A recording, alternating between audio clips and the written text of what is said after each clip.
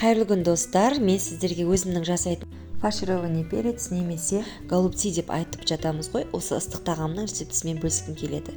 Мен бүгін бұл ыстық тағамды басқа әдіспен істеп көрдім. Яғни подливасын қуырмай, суп набормен таза сорпа шығарып, дәмді еттің сорпасына пісірдім. Өте дәмді шығады екен, маған ұнады. Ол үшін қазанға су құйып, суп набор сүйектерін салып, кәдімгі сорпа жасаймыз ғой. Қайнап бастағанда көбігін алып отырып, тұз саламыз, астын баяу отта қойып, 1-1,5 сағатта қайнатамыз. Даже 1 сағатта қайнауы да мүмкін. Негізі суп набор сүйектерін ет аз болады ғой, тіпті тез піседі. Ол сіздің алған суп наборыңызға, яғни етке байланысты. Келесі кезекте таза ыдысымызға тартылған ет, күріш және пиязды майдалап турап салып, дәміне қарай тұз, бұрышын салып, кішкене сұйық майды қосып, жақсылап араластырып аламыз. Осылай салмамыз дайын. Өз әдісіңізбен болгар бұрышының сыртын тазалап жуып алып, ішін видеодағыдай тазартып аламыз. Яғни әркімнің өзінің әдісі болады ғой. Мен тұзды суда жуып алдым сыртын.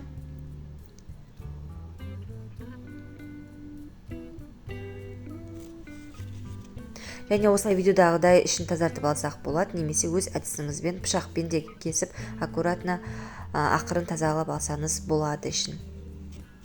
Аз-аздан салып, болгар бұрышының ішін толтырамыз.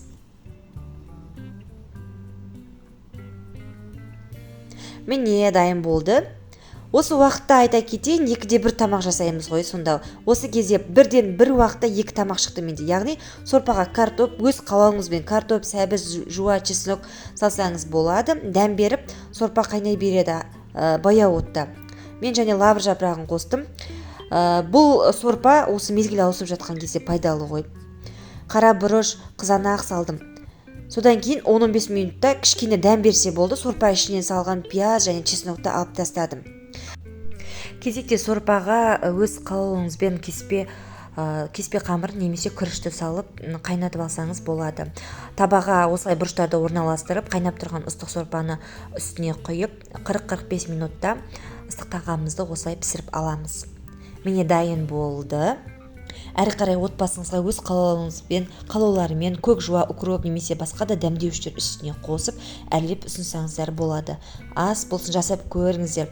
Видео ұнаса, қазақ тілді арнаны қолдау мақсатында маған тіркелсеңіз қуанамын. Лүпіл басып, пікір қалдыра кетіңіз. Сіздермен бірге Дариға.